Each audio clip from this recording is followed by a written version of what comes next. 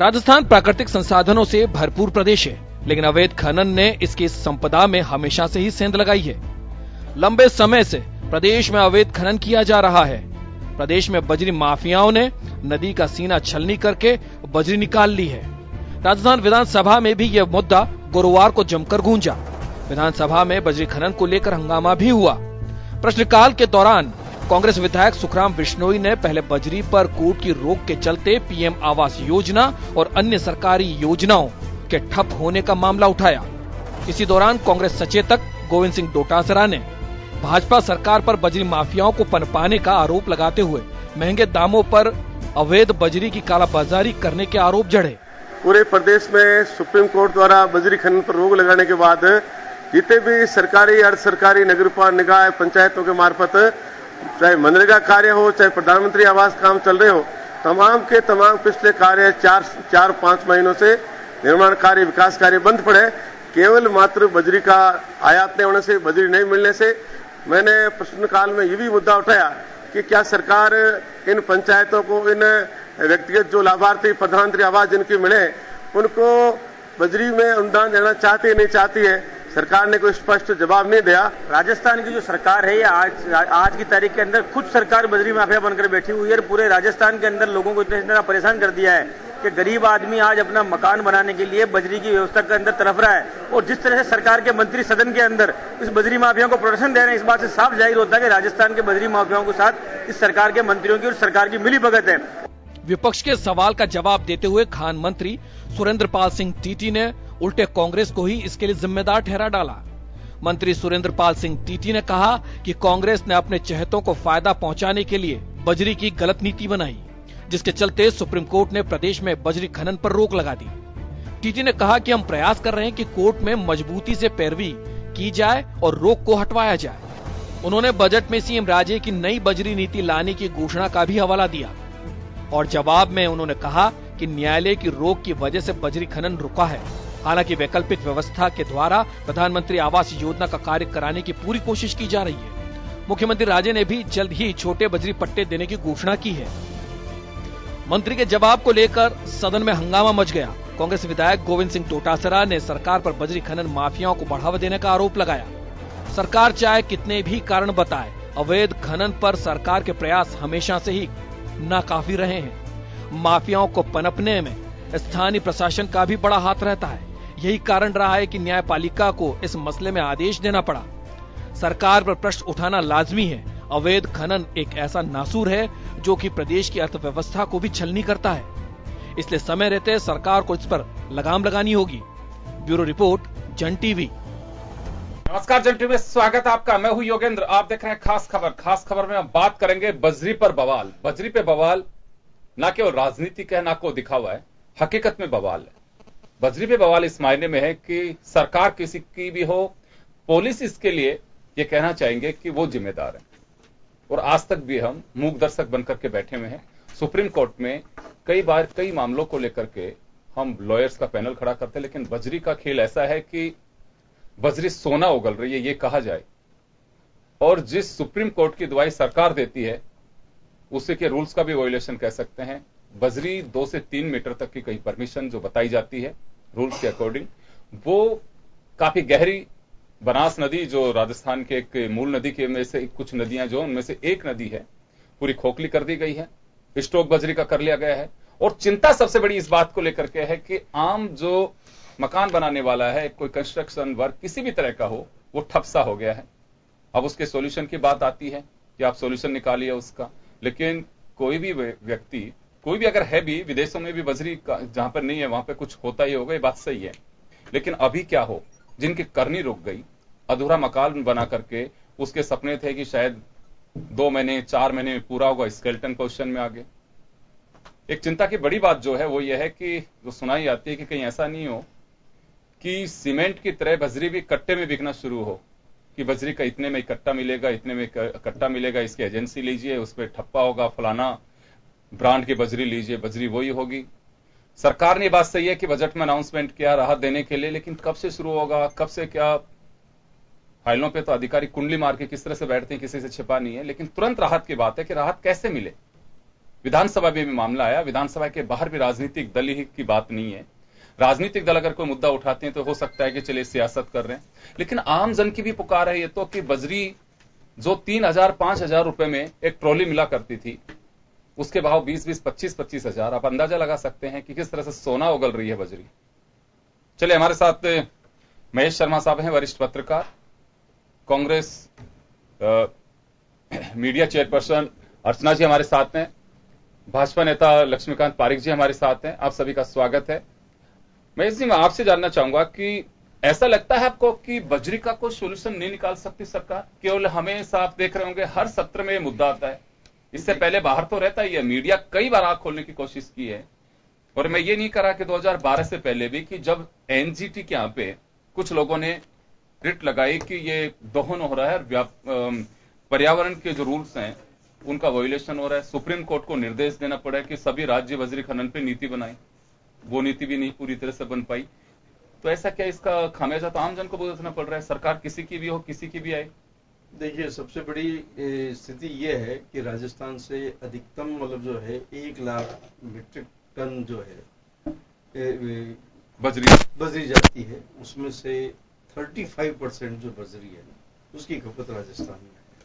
बाकी रिमेनिंग जितनी बजरी है जो पड़ोसी राज्यों में, जैसे पंजाब है, आपके यूपी है और आपके दिल्ली है, हरियाणा यहाँ पे जाती है।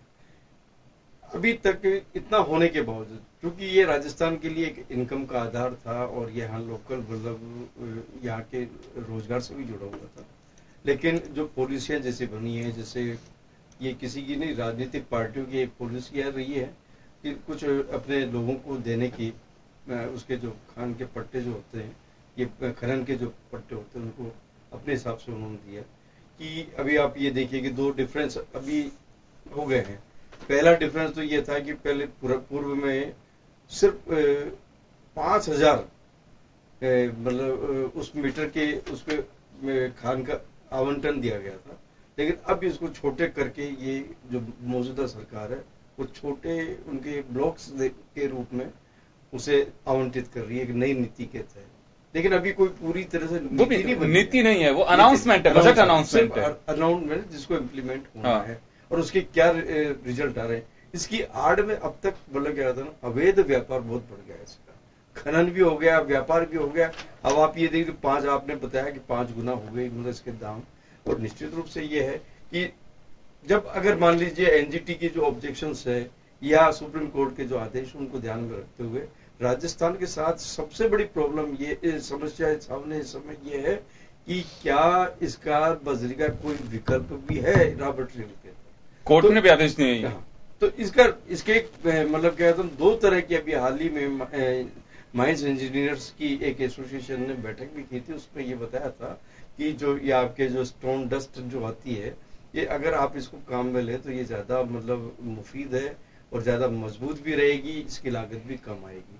लेकिन अभी मतलब इसको प्रोसेस इसकी तरफ से उनका सुझाव है, लेकिन अभी इम्प्लीमेंटेशन की ओर उसमें मतलब कोई ध्यान नहीं दिया गया। बजरी के मुकाबले वो ज्यादा मजबूत है, एक ये भी आया था। इसके अलावा एक मैन्युफैक्चर मतलब आपके बजरी की भी बात हुई थी जो दक्षिण में काफी उसको पॉपुलर है और उसको ज्यादा काम में लेते हैं। इन चीजों को अगर हम वैकल्पिक रूप से भी अगर देखें, सरकार की नीतियां वगैरह जो भी हैं, ये तो बात निश्चित रूप है कि आपकी जो नदियों का जो है, आपके जो बनास है, माही है वगैरह की, इसकी बजरी बड़े पैमाने पे मतलब दोहन होने की वजह से एक तरह से वो रिक्तता आ गई है और उससे असंतुलन बन गया है, तो चिंता का विषय भी है। अर्चना जी, आप लोगों ने एक लंबे समय तक जयपुर में बजरी को लेकर आंदोलन भी किया, खासकर उस एक कहीं तबके को आप लोगों ने छूने की कोशिश की जिसमें वास्तव में जिनकी रोजी रोटी, बहुत सारे ऐसे परिवार हैं कि डेली कमाते हैं, डेली खाते हैं।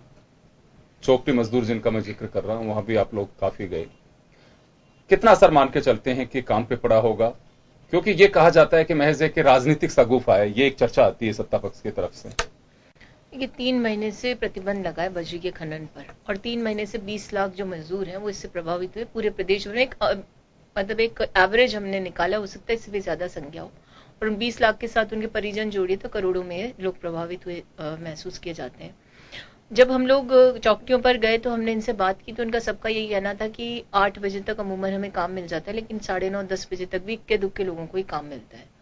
तो ये परिस्थितियां शायद इसलिए बनी क्योंकि खनन को लेकर के दो दुविधाएं थी कि शायद लगभग 35 जो खनन के क्षेत्र थे उसको लेकर के तो एनवायरमेंटल क्लियरेंस नहीं लिया गया, तो एनजीटी ने उसे प्रतिबंध लगाया, और जो 22 के करीब पट्टे थे खनन के जो क्षेत्र थे उनको लेकर के रिफर्बिशमेंट का एक डॉक्यूमेंट या रिपोर्ट देनी थी, उसको लेकर भी लापरवाही बरती गई। तो इसका परिणाम ये निकला कि उस एनजीटी ने उस पर स्टे लगाया और उसके बाद गवर्नमेंट प्रयास करिए, सुप्रीम कोर्ट में 28 तारीख को तारीख भी है उसकी सुनवाई की। लेकिन हमारा ये मानना है कि जब ऐसी परिस्थितियां हो तो कम से कम एनवायरमेंटल क्लियरेंस का जो एक मूल आवश्यकता है, मुद्दा होता है, उसको लेकर गंभीरता बढ़ती जानी चाहिए। आपने देखा बजट में भी घोषणा की गई कि माइंस एंड मिनरल्स का जो फंड बनाया गया था उसमें भी ये कहा गया है कि उससे वहां के डेवलपमेंट की बात नहीं हो रही, उसे डाइवर्ट किया जा रहा है सड़कों के लिए या अन्य जो इंफ्रास्ट्रक्चर डेवलपमेंट है उसकी बात कर रहे हैं, जबकि सिलिकोसिस के जो पेशेंट्स हैं उनकी दरकार है उस पैसे से उसको सहायता मिले या उस क्षेत्र का जो एनवायरमेंट खराब हुआ उसे कंजर्वेशन की बात हो। तो ये सारे मुद्दे इसको लेकर ऐसा महसूस होता है कि जो खनन के क्षेत्र में सरकार की प्रवृत्ति रही, आपने देखा है खनन घोटाला भी हुआ था जो कि केंद्र सरकार की खनन नीति के विपरीत जाकर के वहां से नोटिफिकेशन आने के बाद भी खनन जो है पट्टे उसका 650 माइंस का एलोकेशन किया और बाद में उसको विड्रॉ भी करना पड़ा। तो ऐसा लगता है कि ब्यूरोक्रेसी के स्तर पर या यूं कह सकते हैं शासन के स्तर पर इसको लेकर गंभीरता नहीं रही। उसका परिणाम ये निकला कि आज पूरे प्रदेश में सरकार के प्रोजेक्ट ठपने, या आपने खुद ने कहा कि घर बनाने की जो एक सपना था लोगों का वो इतना महंगा हो गया कि लोग उससे परहेज करने लगे। और जब हमने ये आंदोलन किया, हमारा 15 दिन तक अनवरत हम लोग इस चौकियों पर गए और अल्टीमेटली हमने कल्मिनेट किया विधानसभा परिसर के बाहर, तो वहां जो मजदूर श्रमिक थे और जितने भी लोग थे संगठन थे उन लोगों ने आकर ये करनी भेंट की प्रदेश अध्यक्ष जी को, ये कह करके कि यही हमारा जीविका का साधन है और ये बिल्कुल बंद हो चुका है।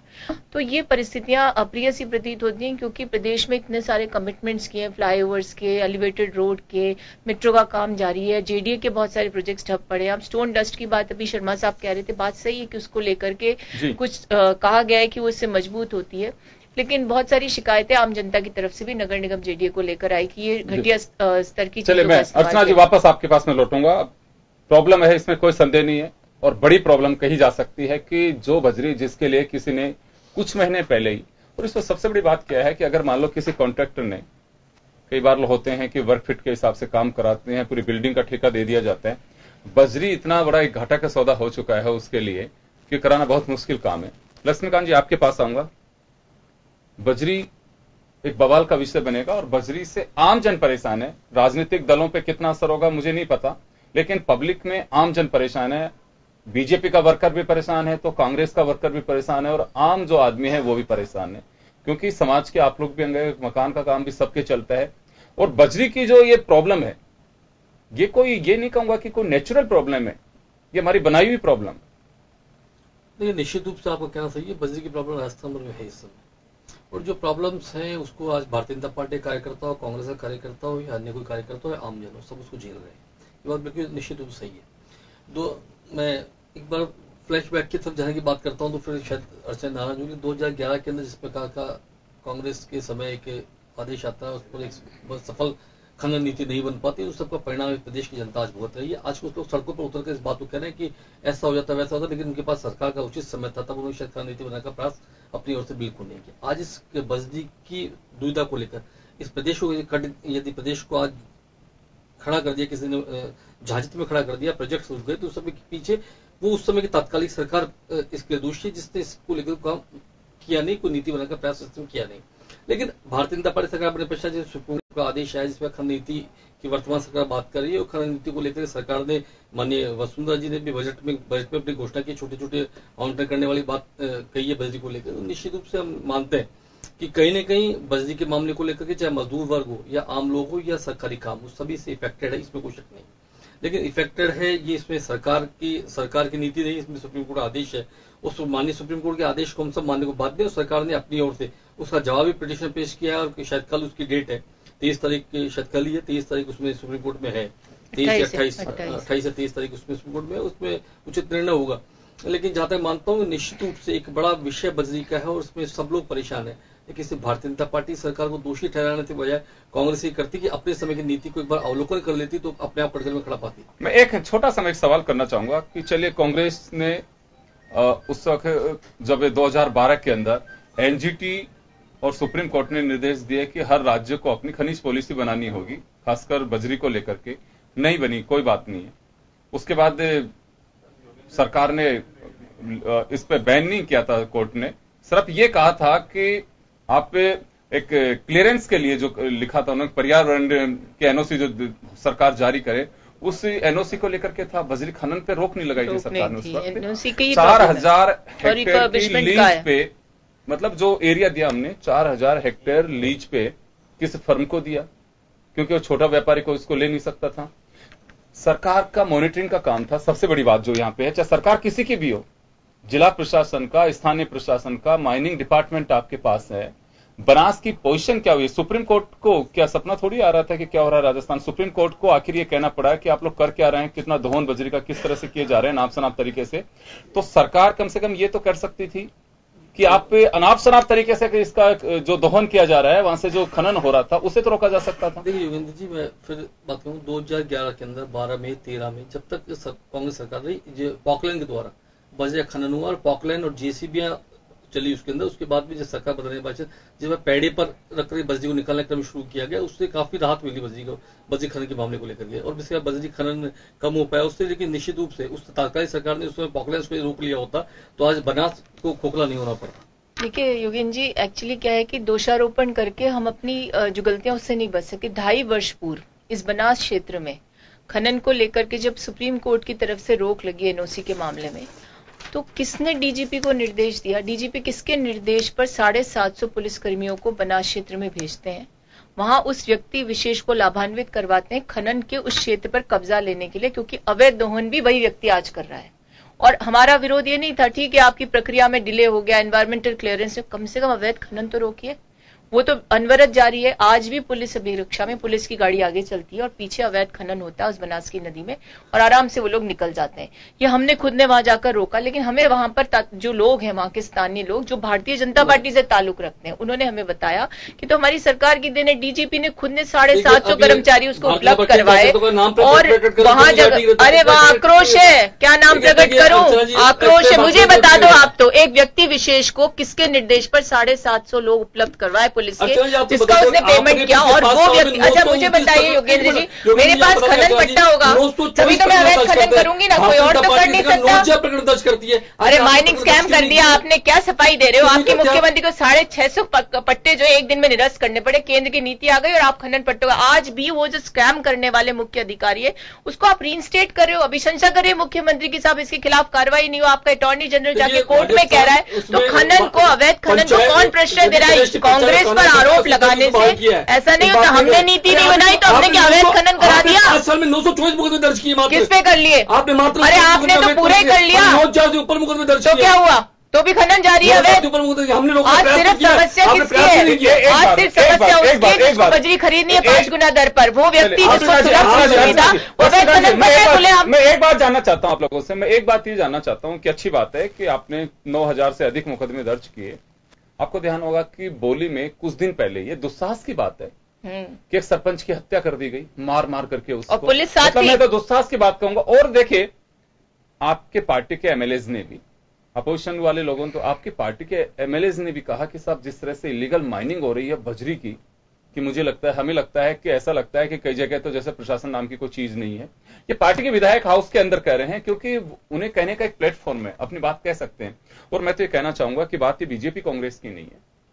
वास्तव में जिन लोगों की ड्यूटी है वहां पे, ऐसा खौफ कैसे होगा कि बजरी माफियाओं की जैसे जैसे वैसे चला दें, ट्रैक्टर की ट्रॉली चढ़ा दें, किसी पे गाड़ी चढ़ा दें, किसी को अगर कोई मिलते हैं उसे मारपीट करके चले जाएं, यानी कि प्रशासन के ऊपर इतने भारी पड़ रहे हैं कि माफिया जो कुछ कर नहीं पा रहे हैं उनका। ये निश्चित रूप से दुखद घटना रही है और उस दुखद घटना सभी लोगों को खेद है, उसमें हमने सबने उसकी निंदा भी की है और निश्चित रूप से निंदा करने काम नहीं चलता, आप ऐसा कह सकते हैं। लेकिन जिस प्रकार विषय वहां पुलिस को आरएससी को लगा करके लगातार रोकने का प्रयास वहां पर जारी है और भीड़ तंत्र कभी उग्र होकर के ऐसी घटनाओं को अंजाम देता है जिससे राजस्थान में कुछ शर्मिंदगी का महसूस करनी पड़ती है। और निश्चित रूप से जो घटनाक्रम हुआ वो गलत था, और लेकिन पुलिस अपना काम कर रही है, आरएससी भी वहां पर लगाई हुई है, लगातार उसको रोकने का प्रयास हम लगातार कर रहे हैं। लेकिन अवैध खनन फिर भी हम रोजाना पकड़ रहे हैं, चाहे छानों के मध्य पकड़ रहे हैं। विधायक के बेटे का ट्रैक्टर पकड़ा गया अवैध खनन करते हुए, खुद भाजपा के विधायक के बेटे का, और विधानसभा में उन्होंने स्वीकार किया कि हाँ मेरे बेटे का ट्रैक्टर है, मैंने मना किया, उसके बाद भी उसने दे दिया। अब ये परिस्थितियां जब आती है ना, तो गेंद जी प्रश्न उठते हैं कि भाई ये मान लीजिए मेरे पास खनन पट्टा है, उस पर स्टे लग गया,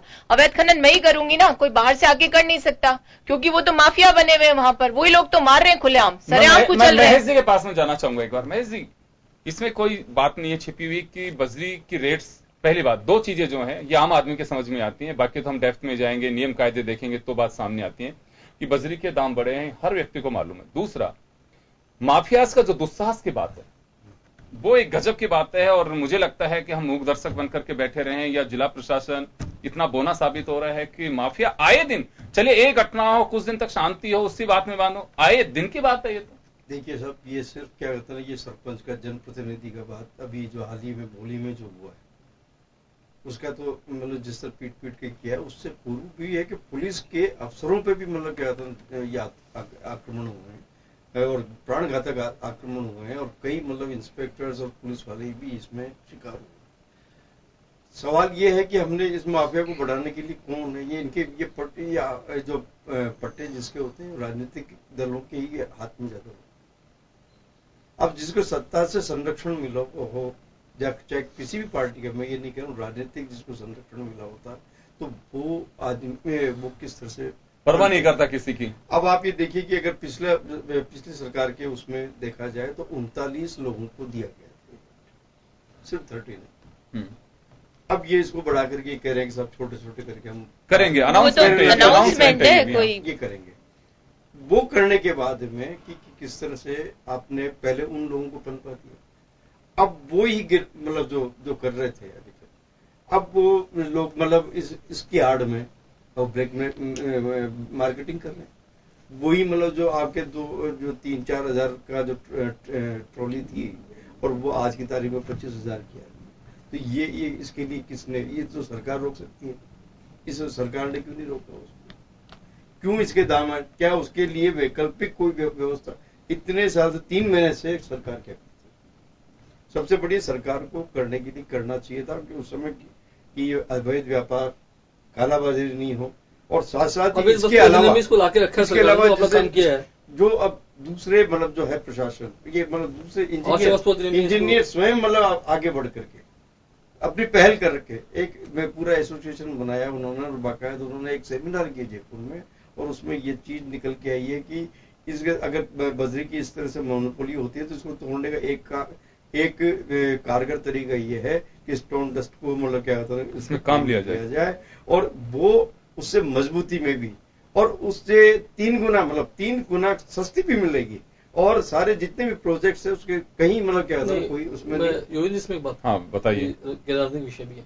निश्चित रूप सरकार ने अनूठा एक प्रयास किया, और सरकार ने पीडब्ल्यूडी ने प्रतिशत किया है। बगरू के पास में एक प्लांट के अंदर सॉफ्ट स्टोन डस्ट आती है, इसको लेकर के परीक्षण चल रहा है, उसके तहत इसको बिल्कुल निश्चित हो सके, क्योंकि आज बजरी चालू होने के बाद भी सरकार का कहना, हाईकोर्ट ने सुप्रीम कोर्ट ने बिल्कुल स्पष्ट कहा है कि इसका वैकल्पिक व्यवस्था आपको करनी पड़ेगी। तो वैकल्पिक व्यवस्था की ओर सरकार का ध्यान गया है, और बगरू के पास में एक स्थान चिन्हित करके, एक फैक्ट्री को चिन्हित करके वहां पर इसको जस्ट को रिफाइन करने का प्रयास भी किया गया है।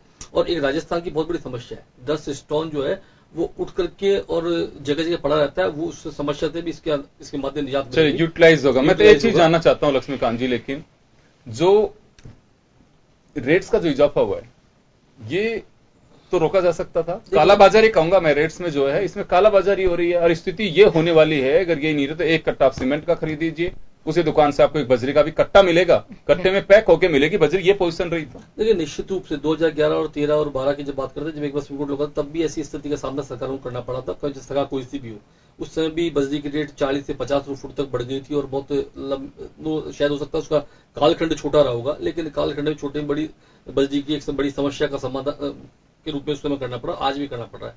कुछ माफियाओं की बजरी जब किसी कोई भी चीज हो, जब उसकी कमी हो जाती है तो निश्चित रूप से माफिया पनपते हैं। कहीं नहीं कहते माफिया ने बजरी को संग्रह किया हुआ था या बजरी को लाकर के मार्केट बेचने का प्रयास कर रहे हैं। सरकार लगातार अपने स्तर पर उन पर छापे डाल रही है, टोलियां पकड़ रही है, ट्रक पकड़ रही है, लगातार लक्ष्मीकांत जी मैं एक बात जानना चाहूंगा। देखिए एक चर्चा यह भी थी कि जो 750 आप आरएसी के जवानों की जो बात कर रहे हैं कि वहां पे बनास में लगाए गए ताकि इलीगल माइनिंग ना हो सके, नहीं लगाए नहीं गए, उस खनन कट्टा को कब्जा दिलवाने के लिए जब सुप्रीम कोर्ट का वहां बैन लग गया तब, और डीजीपी को उसका रियम्बर्समेंट किया उस व्यक्ति ने, अवैध खनन को रोकने के, अवैध खनन नहीं, उसको कब्जा दिलाने के लिए सरकार ने ये सरकार ने जो योगेंद्र जी एक महत्वपूर्ण बिंदु और समय समाप्त हो जाएगा। भरतपुर संभाग में एक भारतीय जनता पार्टी के विधायक हैं, उन्होंने जो वैध रूप से खनन करते हैं उनका रास्ता रोक दिया था आज के 1.5-2 महीने पहले।